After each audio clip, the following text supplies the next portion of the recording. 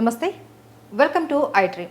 మనతో పాటు ఉన్నారు senior consultant cardiologist doctor Sai Ravishankar గారు. ఈరోజు వారితో మాట్లాడి అసలు లిపిడ్ ప్రొఫైల్ అంటే ఏంటి, కొలెస్ట్రాల్ లెవెల్స్ ఎంత ఉండాలి, కొలెస్ట్రాల్ కనుక ఎక్కువైతే ఎలాంటి ప్రాబ్లమ్స్ వస్తాయి, అండ్ కొలెస్ట్రాల్కి వాడే ట్యాబ్లెట్స్ వల్ల ఏమైనా సైడ్ ఎఫెక్ట్స్ ఉంటాయా, దీని గురించి అడిగి తెలుసుకుందాం. నమస్తే సార్. నమస్తే అండి. సార్, ఈ లిపిడ్ ప్రొఫైల్ అంటారు కదా, అంటే ఏంటి సార్? లిపిడ్ ప్రొఫైల్ అంటే ఏంటిలే, కొలెస్ట్రాల్ బాడీలో ఎంత కొలెస్ట్రాల్ ఉన్నదో దానికి మెజర్మెంట్ చేయాలి.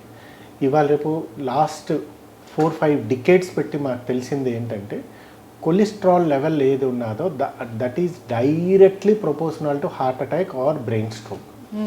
సో కొలెస్ట్రాల్ అంటే there are so many types ఉంటాయి, చాలా రకాలు ఉంటాయి. ఇప్పుడు మీరు లిపిడ్ ప్రొఫైల్ అంటే మాకు ఒక రిపోర్ట్లో ఏం తెలుస్తుంది అంటే HDL cholesterol, LDL cholesterol, VLDL cholesterol, triglyceride, ఈ 4 ఇంపార్టెంట్. దాంట్లో కొలెస్ట్రాల్ కొన్ని బ్యాడ్ కొలెస్ట్రాల్స్ ఉంటాయి, గుడ్ కొలెస్ట్రాల్స్ ఉంటాయి. సో ఫస్ట్ గుడ్ కొలెస్ట్రాల్ అవుతున్నది హెచ్డిఎల్ కొలెస్ట్రాల్. హెచ్డిఎల్ కొలెస్ట్రాల్ ఒక మనిషికి మినిమం 40 ఉండాలి. 40 కంటే తక్కువ ఉన్నది అంటే బ్యాడ్ కొలెస్ట్రాల్ మీ దగ్గర తక్కువ ఉన్నది. 40 కంటే ఎక్కువ ఉన్నది అంటే డెఫినెట్లీ మంచిది, అంటే హార్ట్ అటాక్ రావడం కూడా ఛాన్సెస్ తక్కువ ఉంటాయి. సో హెచ్డిఎల్ కొలెస్ట్రాల్కి పెంచాలి అంటే ఒకటే డైట్ కంట్రోల్ అండ్ ఎక్సర్సైజ్ చేయాలి. So cholesterol is very important. మా హోల్ హ్యూమన్ బాడీలో కొలెస్ట్రాల్ ఇంపార్టెంట్.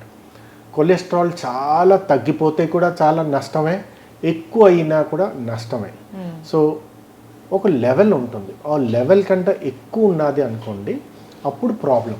లేకపోతే కొలెస్ట్రాల్ ఈజ్ నార్మల్ ఉంటే కంగారు పడ అవసరం లేదు. ఇప్పుడు నేను చెప్పాను ఒక good cholesterol is HDL. Always మేము గుడ్ గురించి ఫస్ట్ మాట్లాడుకుందాం. దాని తర్వాత బ్యాడ్ కొలెస్ట్రాల్ ఏది ఉన్నదో రెండే బ్యాడ్ కొలెస్ట్రాల్, ఒకటి ఎల్డిఎల్, ఇంకొకటి ట్రైగ్లిసరైడ్. ఇండియన్ సబ్ కాంటినెంట్లో ఏది ఉన్నదో ట్రైగ్లిసరైడ్స్ ఆర్ వెరీ హై ఉంటాయి. అండ్ డయాబెటీస్ పేషెంట్స్లో కూడా డయాబెటిక్ డిస్లిపిడిమియా ఏదో ఉంటారో ట్రైగ్లిసరైడ్ ఎక్కువ ఉంటాయి. సో అన్నిటికన్నా ముఖ్యం అవుతున్నది ఎల్డిఎల్ కొలెస్ట్రాల్. చాలామంది అంటుంటారు ఎల్డిఎల్ నార్మల్, ఎల్డిఎల్ హై, దీనివల్ల ఎల్డిఎల్ వల్ల ఏం ప్రాబ్లం రాదు. కానీ గత 40 సంవత్సరాలు పెట్టి అన్ని స్టడీస్ చేసిన ప్రకారం మాకు తెలిసింది ఏంటంటే ఎల్డిఎల్ కొలెస్ట్రాల్ ఎక్కువ ఉన్నది అంటే ఆ పేషెంట్కి హార్ట్ అటాక్ రావడం ఛాన్సెస్ ఎక్కువ ఉన్నది. We follow evidence based medicine. Evidence based మేము ఏదో కాదు, ఒక ఎవిడెన్స్ బేస్డ్ మెడిసిన్ అంటే కొన్ని స్టడీస్ చేసాక, లక్షలైన స్టడీస్ చేసిన తర్వాత ఇన్ని పేషెంట్కి కొన్ని ఒక 10 lakhs 20 lakhs పాపులేషన్కి మేము స్టడీ చేసిన తర్వాత ఎల్డిఎల్ హై, ఎల్డిఎల్ నార్మల్, వీళ్ళకి హై ఉన్న వాళ్ళకి హార్ట్ అటాక్ ఎక్కువ వస్తున్నది, బ్రెయిన్ స్ట్రోక్ ఎక్కువ వస్తున్నది. నార్మల్ ఉన్న వాళ్ళకి హార్ట్ అటాక్ తక్కువ వస్తున్నది, బ్రెయిన్ స్ట్రోక్.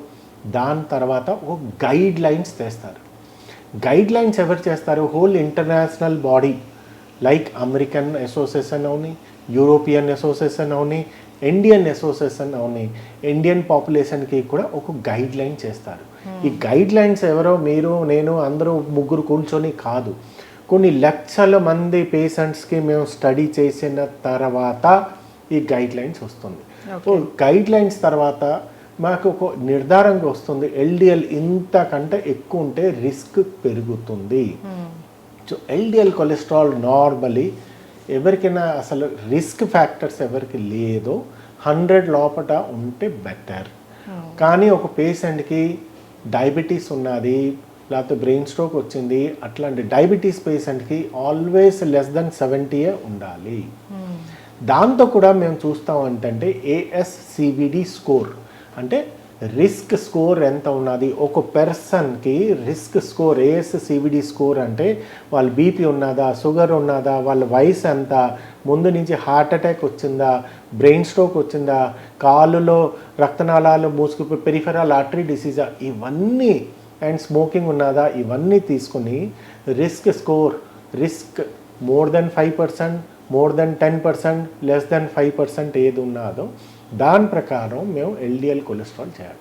ఒక పర్సన్కి హార్ట్ అటాక్ వచ్చింది ఆ ఇమ్మీడియట్గా మీరు చేస్తే ఎల్డిఎల్ కొలెస్ట్రాల్ నార్మల్ ఉండొచ్చు, కానీ మాకు నార్మల్ ఉండొచ్చు, దానివల్ల మాకు ఎల్డిఎల్ నార్మల్ ఉండే మాకు హార్ట్ అటాక్ ఎందుకు వచ్చింది? Cholesterol is one of the factor. Cholesterol normal ఉండి కూడా హార్ట్ అటాక్ రావచ్చు. డిఫరెంట్ రీజన్స్ ఉంటాయి. ఒక్కొక్క హార్ట్ అటాక్ రావడానికి కారణాలు ఒక 10 కారణాల్లో one of the reason is cholesterol. ఒక్కటే కొలెస్ట్రాల్ కాదు. పేషెంట్ లైఫ్ స్టైల్ మోడిఫికేషన్ చేయాలి, ప్రాపర్ డైట్ చేయాలి, ఎక్సర్సైజ్ చేయాలి, ఇవన్నీ చేస్తుంటే కొలెస్ట్రాల్ అవుతుంది. సో ఎల్డిఎల్ కొలెస్ట్రాల్, ఒక హార్ట్ అటాక్ పేషెంట్ వచ్చారు, ఒక పేషెంట్కి స్టెంట్ వేశారు, ఆ పేషెంట్కి మినిమం 55 రేంజ్లో ఉంటే బెటర్. సో మోర్ దెన్ 55 వచ్చింది అనుకోండి, డెఫినెట్లీ మేము కొలెస్ట్రాల్కి ట్రీట్మెంట్ చేయాలి. సో కట్ ఆఫ్ వాల్యూ 55, కానీ కొన్ని అమెరికన్ కంట్రీస్లో అది ఇంకానూ తగ్గించి 40 దాకా తెచ్చారు. So 55 is ideal, 40 is very aggressive అయిపోతుంది. సో 55 లెవెల్ ఉన్నది అనుకోండి, సేఫ్ సైడ్. మళ్ళీ స్టెంట్ బంద్ అవ్వడం ఛాన్సెస్ తక్కువ ఉంటాయి. సో కొలెస్ట్రాల్, మీరు ఇంకొక క్వశ్చన్ అడిగారు, కొలెస్ట్రాల్ ఒక్కసారి తీసుకుంటే లైఫ్ లాంగ్ తీసుకోవాలా? కాదు. ఒక పర్సన్ వచ్చారు అంటే ఒక ఇండివిజువల్ పర్సన్స్ మీదన డిపెండ్ ఉంటుంది. ఒక పర్సన్ వచ్చారు, ఆల్రెడీ హార్ట్ అటాక్ అయ్యి స్టంట్ కూడా వేయించుకున్నారు వారం రోజుల కిందన, వాళ్ళకి అట్లీస్ట్ 1-2 ఇయర్స్ దాకా కొలెస్ట్రాల్ టాబ్లెట్ కంపల్సరీ తీసుకోవాలి. ఇట్లాంటి పేషెంట్కి లైఫ్ లాంగ్ కొలెస్ట్రాల్ తీసుకోవాలి. అంటే స్టంట్ వేసిన వాళ్ళకి, బైపాస్ సర్జరీ చేసిన వాళ్ళకి, ఆల్రెడీ హార్ట్ అటాక్ వచ్చిన వాళ్ళకి, ఆల్రెడీ బ్రెయిన్ స్ట్రోక్ వచ్చిన వాళ్ళకి లైఫ్ లాంగ్ తీసుకోవాలి. కానీ వేరే పేషెంట్గా ఎవరికి స్టంట్ వేయలేదో వాళ్ళకి సపోజ్ రిస్క్ ఫ్యాక్టర్స్ ఉన్నా కూడా, ఎక్సెప్ట్ డయాబెటీస్ రిస్క్ ఫ్యాక్టర్ ఉన్నా కూడా, మేము కొలెస్ట్రాల్ మేము కొన్ని టాబ్లెట్స్ ఏది ఇచ్చినప్పుడు ఫస్ట్ పేషెంట్కి ఇమ్మీడియట్గా మీ ఎవరిదైనా పర్సన్కి ఒక 100 ఎల్డిఎల్ ఉన్నది, టోటల్ కొలెస్ట్రాల్ 280 ఉన్నది, మేము ఫస్ట్ ట్రై చేస్తాం life style modification. 50% of the పేషెంట్స్కి లైఫ్ స్టైల్ మోడిఫికేషన్లో కొలెస్ట్రాల్ లెవెల్ నార్మల్ వచ్చిస్తుంది. సపోజ్ నార్మల్ రాపోయినా 1 or 2 మంత్స్కి మేము కొలెస్ట్రాల్ టాబ్లెట్ ఇచ్చిన తర్వాత పేషెంట్ డైట్ కంట్రోల్ చేసుకొని oily food, fast and junk foods are so అంటే ఆల్మోస్ట్ చాలా ఫ్రీక్వెంట్లీ హోటల్ మీల్స్ ఏది తీసుకుంటారో అవన్నీ ఏంటంటే ఆయిల్ రీయూజ్ చేస్తుంటారు, దాన్ని అది అవాయిడ్ చేసుకొని ప్రాపర్ డైట్ అండ్ ఎక్సర్సైజ్ చేసుకుంటే వాళ్ళకి 1 or 2 మంత్స్లో మేము కొలెస్ట్రాల్ టాబ్లెట్ బంద్ చేయొచ్చు. So purely it is depend upon the target. మా టార్గెట్ అవుతున్నది less than 70 for a non heart attack patients. 70 దాకా వచ్చింది అనుకోండి, మేము పేషెంట్స్కి కొలెస్ట్రాల్కి బంద్ చేసుకోవచ్చు. అండ్ సైడ్ ఎఫెక్ట్స్ ఏమైనా ఉంటాయి? సైడ్ ఎఫెక్ట్స్ ఖచ్చితంగా ఎనీ టాబ్లెట్, ఈవెన్ మీరు డోలో 650 తీసుకున్నా, పారాసెటమాల్ తీసుకున్నా కూడా దానికి డెఫినెట్లీ సైడ్ ఎఫెక్ట్స్ ఉంటాయి. ఈవెన్ పెంటోప్రాజల్ గ్యాస్ గురించి మీరు ఇష్టానుసారం వేసుకున్నా కూడా సైడ్ ఎఫెక్ట్స్ ఉంటాయి. కొలెస్ట్రాల్కి కూడా ఖచ్చితంగా సైడ్ ఎఫెక్ట్స్ ఉంటాయి.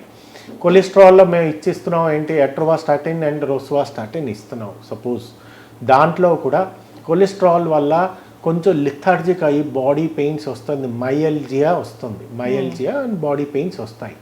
కొంచెం టైంలో కొలెస్ట్రాల్ వల్ల స్టాటిన్స్ వల్ల డయాబెటీస్ ఇన్సిడెన్స్ హార్డ్లీ 1% డయాబెటీస్ ఉంటాయి. అంటే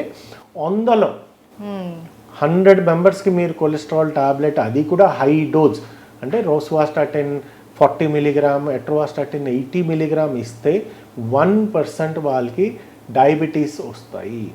ఇంకో కొంచెం మందికి ఎల్డర్లీ పాపులేషన్ మోర్ దెన్ 75 అట్లాంటి వాళ్ళకి హై డోజ్ ఇస్తే కొంచెం నిద్ర తగ్గిపోతుంది, ఇన్సాన్మియా ఆర్ డిమెన్షియా వస్తాయి. అది కొంచెం 2 సైడ్ ఎఫెక్ట్.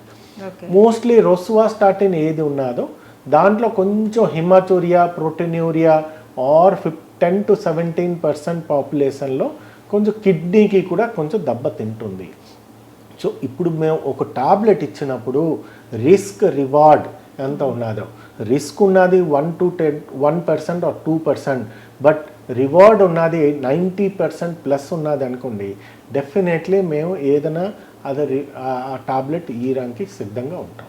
సో రిస్క్ మేము చూస్తుంటాం, రిస్క్ తక్కువ ఉన్నది రివార్డ్ ఎక్కువ ఉన్నది అనుకోండి, ఖచ్చితంగా మేము టాబ్లెట్ తీసుకుంటాం. అండ్ టాబ్లెట్ కూడా ఎవరైనా ఏ డాక్టర్కైనా we follow certain guide lines కొన్ని లక్షల మందికి స్టడీ చేసిన గైడ్ లైన్సే మేము ఫాలో అవుతాం. Okay, thank you so much sir. Thank you.